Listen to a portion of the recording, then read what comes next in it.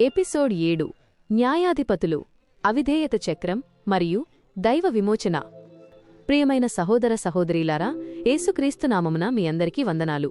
Bible పుస్తకాల పరిచయం సిరీస్లోని 7వ ఎపిసోడ్కు స్వాగతం. మీరు మా దైవ సన్నిధి ప్రేయర్ హౌస్ ఛానల్ని చూస్తున్నట్లయితే మీకు ప్రత్యేక స్వాగతం. మనం ఇప్పటివరకు 6 పుస్తకాల ప్రయాణాన్ని పూర్తి చేశాం. ఆదికాండంలో సృష్టి, నిర్గమకాండంలో బానిసత్వం నుండి విడుదల, లేవీయ కాండంలో ఆరాధన నియమాలు, సంఖ్యాకాండంలో అరణ్య ప్రయాణం, ద్వితీయోపదేశకాండంలో మోషే చివరి ఉపదేశాలు మరియు నిన్న యెహోషువలో వాగ్దాన దేశాన్ని జయించడం గురించి తెలుసుకున్నాం.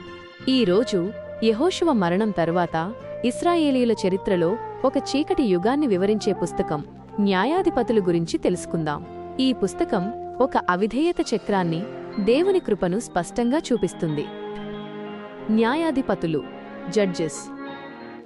న్యాయాధిపతులు అనే పుస్తకం యెహోషువ తరువాత ఇశ్రాయేలీల చరిత్రను సుమారు 350 సంవత్సరాలు వివరిస్తుంది. ఈ సమయంలో వారికి రాజులు లేరు. దేవుడే వారి రాజుగా ఉండాలి. కాని ప్రజలు ఆయనను విడిచిపెట్టి తమకిష్టం వచ్చినట్లు జీవించారు. దేవుడు వారికి శత్రువుల నుండి రక్షణ ఇవ్వడానికి కొంతమంది నాయకులను లేపాడు. వారిని మనం న్యాయాధిపతులు అంటాం. ఈ పుస్తకంలో మొత్తం 13 మంది న్యాయాధిపతుల చరిత్ర ఉంది. రచయిత మరియు వ్రాయబడిన కాలం. ఈ పుస్తకాన్ని ఎక్కువగా సమూయేలు ప్రవక్త రాశారని నమ్ముతారు.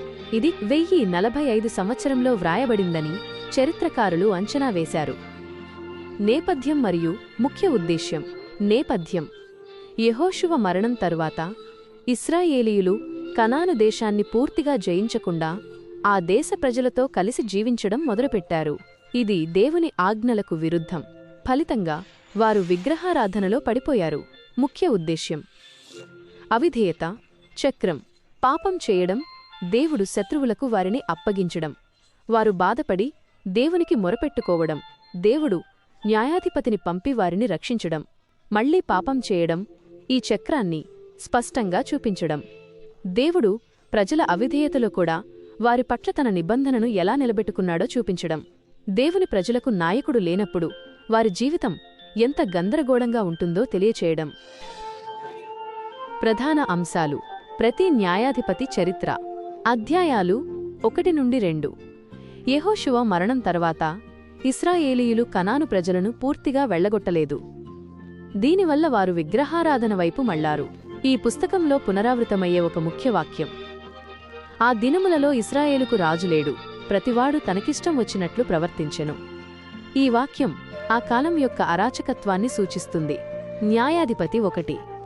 ఒత్నీయేలు. ఇశ్రాయేలీయులు మొదటిసారి పాపం చేసినప్పుడు దేవుడు వారిని మెసొపొటేమియా రాజుకు 8 సంవత్సరాలు బానిసలుగా అప్పగించాడు. వారు దేవునికి మొరపెట్టుకున్నప్పుడు దేవుడు ఒత్నీయేలు అనే మొదటి న్యాయాధిపతిని లేపి అతని ద్వారా ఇశ్రాయేలీయులకు 40 సంవత్సరాలు శాంతినిచ్చాడు. న్యాయాధిపతి 2. ఏహూదు. ఒత్నీయేలు మరణం తర్వాత ఇశ్రాయేలీలు మళ్లీ పాపం చేస్తారు. దేవుడు వారిని మోయాబురాజు ఎగ్లోనుకు 18 సంవత్సరాలు బానిసలుగా అప్పగిస్తాడు. ఈసారి దేవుడు ఏహూదు అనే ఒక ఎడమ చేతివాటం గల న్యాయాధిపతిని లేపి అతని ద్వారా ఎగ్లోనును చంపించి దేశానికి 80 సంవత్సరాలు శాంతినిచ్చాడు. న్యాయాధిపతి 3. షమ్గరు. ఏహూదు తర్వాత దేవుడు షమ్గరు అనే న్యాయాధిపతిని లేపి ఒక బల్లెంతో 600 మంది ఫిలిష్తీయులను చంపించి ఇశ్రాయేలును రక్షిస్తాడు. అతని చరిత్ర చాలా క్లుప్తంగా చెప్పబడింది. న్యాయాధిపతి 4-5. దెబోరా మరియు బారాకు. షమ్గరు తర్వాత ఇశ్రాయేలీయులు మళ్లీ పాపం చేస్తారు. దేవుడు వారిని కనాను రాజు యాబేనుకు 20 సంవత్సరాలు బానిసలుగా అప్పగిస్తాడు. ఈసారి దేవుడు దెబోరా అనే ఒక ప్రవక్త్రిని న్యాయాధిపతిని లేపుతాడు. ఆమె ఆజ్ఞ ప్రకారం బారాకు అనే సైన్యాధిపతి యుద్ధం చేస్తాడు. ఈ యుద్ధంలో దేవుడు ఇశ్రాయేలు పక్షాన ఉండి సిసెరా సైన్యాన్ని నాశనం చేస్తాడు. సిసెరాను యావేలు అనే స్త్రీ చంపి విజయం సాధిస్తుంది. అధ్యాయం 5లో దెబోరా మరియు బారాకు విజయాన్ని గురించి ఒక గొప్ప పాట పాడుతారు. న్యాయాధిపతి 6-8. గిద్యోను. దెబోరా తర్వాత ఇశ్రాయేలీలు మళ్లీ పాపం చేస్తారు. దేవుడు వారిని 7 సంవత్సరాలు మిద్యానీలకు అప్పగిస్తాడు. అప్పుడు దేవుడు గిద్యోనును పిలుస్తాడు. అతను ఒక పిరికివాడిగా ఉన్నా దేవుడు అతనిలో ధైర్యాన్ని నింపి కేవలం 300 మంది సైనికులతో మిద్యానీయుల గొప్ప సైన్యాన్ని ఎలా ఓడించాడో ఈ చరిత్ర వివరిస్తుంది. ఇది మానవ బలం కాదు, దైవశక్తి అని నిరూపిస్తుంది.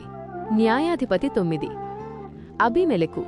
గిద్యోను మరణం తర్వాత అతని కుమారుడు అబీమెలెకు తన అన్నదమ్ములను చంపి తనను తాను రాజుగా చేసుకుంటాడు. ఈ చరిత్ర దేవుడు లేని రాజుత్వం ఎంత గందరగోళంగా ఉంటుందో చూపిస్తుంది. న్యాయాధిపతి 10 నుండి 12. తోలా, యాయీరు, యెఫ్తా.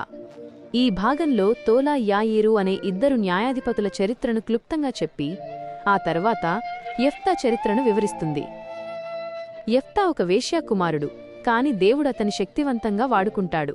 యెఫ్తా అమ్మునీయులతో యుద్ధం చేయడానికి వెళ్లేటప్పుడు ఒక ప్రమాణం చేస్తాడు. ఆ ప్రమాణం వల్ల తన కూతురును బలి ఇవ్వవలసి వస్తుంది. ఈ చరిత్ర ఆ కాలం యొక్క ఆధ్యాత్మిక అంధకారానికి ఒక ఉదాహరణ. న్యాయాధిపతి 13 నుండి 16. సంసోను, బలం, బలహీనత, విమోచన. ఈ పుస్తకంలో అత్యంత ఆసక్తికరమైన చరిత్ర సంసోను. అతని జీవిత చరిత్రను మరింత లోతుగా చూద్దాం. జననం. సంసోను పుట్టకముందే దేవుడతని నాజీరుగా ఉండాలని నిర్ణయిస్తాడు. అతని తల్లిదండ్రులు దేవుని దూతను చూసి తమకు పుట్టబోయే బిడ్డను గురించి తెలుసుకుంటారు. బలం. దేవుని ఆత్మ సంసోనుపైకి వచ్చినప్పుడు అతనికి అపారమైన బలం వస్తుంది. సింహాన్ని చింపడం, 300 నక్కలకు తోకలు కట్టి ఫిలిష్తీయుల పొలాలను తగలబెట్టడం, గాడిద దవడ ఎముకతో 1000 మందిని చంపడం వంటి అద్భుతమైన కార్యాలు చేస్తాడు. బలహీనత. సంసోను బలం దేవుని నుండి వచ్చినదని మరచిపోయి తన శక్తిని తన ఇష్టానికి వాడతాడు. దెలీలా అనే ఫిలిష్తీయుల స్త్రీ మోసానికి లోనై తన బలం రహస్యాన్ని చెబుతాడు. దీనివల్ల అతని జుట్టు కత్తిరించబడుతుంది.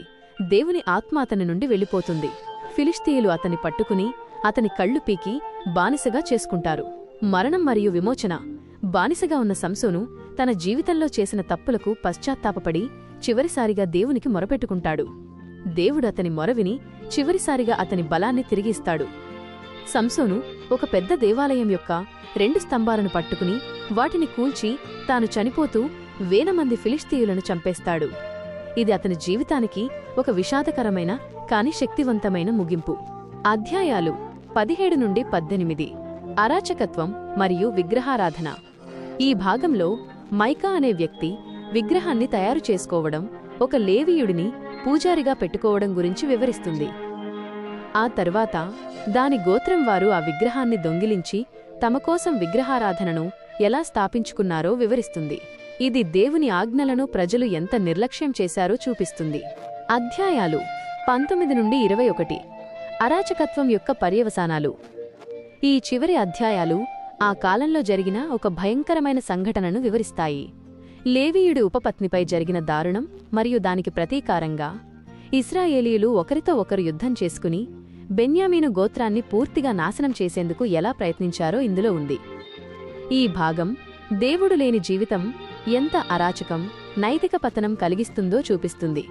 ప్రతివాడు తనకిష్టం వచ్చినట్లు ప్రవర్తించెను అనే వాక్యానికి ఈ చివరి భాగం ఒక విషాదకరమైన ముగింపు.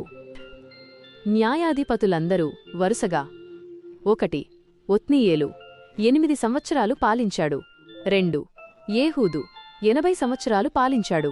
3 షమ్గరు ఫిలిష్తీయుల నుండి ఇశ్రాయేలును రక్షించాడు. 4 దెబోరా 40 సంవత్సరాలు పాలించింది.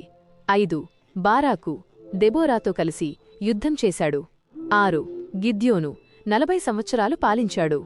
7 తోలా 23 సంవత్సరాలు పాలించాడు.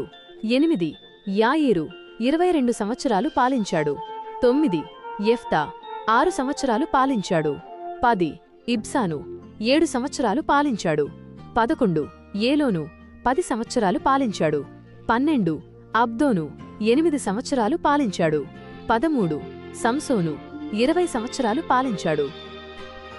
స్త్రీ న్యాయాధిపతులు దేవునిలో శక్తివంతమైన పాత్రలు. ప్రియమైన సోదరీమణులారా, న్యాయాధిపతుల పుస్తకంలో మనం దెబోరా మరియు యావేలు వంటి స్త్రీలను చూస్తాం. ఇది మనకు ఒక గొప్ప ప్రేరణ. దెబోరా, ఆమె ఇశ్రాయేలీయులందరికీ న్యాయం తీర్చే ఒక ప్రవక్త్రి. ఆ కాలంలో నాయకత్వం లేని సమయంలో దేవుడు ఆమెను లేపి ఆమె మాట ద్వారా ఇశ్రాయేలును నడిపించాడు. దెబోరా కేవలం న్యాయాధిపతి మాత్రమే కాదు, దేవుని నుండి వచ్చిన మాటలను ధైర్యంగా చెప్పి సైన్యాన్ని యుద్ధానికి నడిపించింది. యావేలు ఆమె కనాను సైన్యాధిపతి సిసెరాను చంపి యుద్ధంలో విజయాన్ని సాధించిన స్త్రీ. ఆమె దేవుని ప్రణాళికలో ఒక ముఖ్యమైన పాత్ర పోషించింది. ఈ స్త్రీల చరిత్రలు దేవుడు ఒక వ్యక్తిని వాడటానికి స్త్రీ పురుష భేదాలు చూడడని మనకు స్పష్టం చేస్తాయి. దేవునిలో నమ్మకముంచి ఆయనకు లోబడితే మనల్ని దేవుడు శక్తివంతంగా వాడుకుంటాడు. మన జీవితానికి అన్వయం, హృదయాన్ని తాకే పాఠాలు. ప్రియమైన వారలారా, న్యాయాధిపతుల చరిత్ర కేవలం గతంలో జరిగిన సంఘటనలు మాత్రమే కాదు. ఇది మన ఆత్మీయ జీవితానికి ఒక అద్దం వంటిది. 1. పాపం యొక్క భయంకరమైన పర్యవసానాలు. ఇశ్రాయేలీయులు దేవుణ్ణి విడిచిపెట్టినప్పుడల్లా వారు శత్రువుల చేతుల్లో ఓడిపోయారు. అలాగే మనం దేవుని నుండి దూరంగా వెళ్ళినప్పుడు మన జీవితంలో శాంతి, ఆశీర్వాదాలు దూరమవుతాయి. 2. దేవుని కనికరం అపారం. ప్రజలు ఎంత పాపం చేసినా దేవుడు వారి మొర విన్నప్పుడు వారిని రక్షించడానికి న్యాయాధిపతులను పంపించాడు. ఇది మనకు గొప్ప నిరీక్షణను ఇస్తుంది. మన పాపాలను ఒప్పుకున్నప్పుడు దేవుడు మనల్ని క్షమించి మనల్ని తిరిగి కరుణిస్తాడు. 3. స్వచ్ఛంద నిర్ణయం యొక్క ప్రాముఖ్యత. న్యాయాధిపతుల కాలంలో ప్రజలకు రాజు లేకపోవడం వల్ల వారు దేవుణ్ణి విడిచిపెట్టారు. ఈరోజు మనకు రాజుగా ఉండటానికి ప్రభువైన యేసుక్రీస్తు ఉన్నాడు. మనం ఆయనను మన జీవితాలకు రాజుగా అంగీకరిస్తే మన జీవితంలో శాంతి, క్రమం మరియు ఆశీర్వాదం ఉంటాయి. 4. బలహీనతలో దేవుని బలం. గిద్యోను ఒక పిరికివాడు. సంసోను తన బలాన్ని కోల్పోయినవాడు. కాని దేవుడు వారిని వాడుకున్నాడు. మన బలహీనతలు, తప్పులు దేవుడు మనల్ని వాడుకోవడానికి అడ్డుకావు. మనం దేవునికి మనల్ని మనం అప్పగిస్తే ఆయన మనల్ని శక్తివంతంగా వాడుకుంటాడు.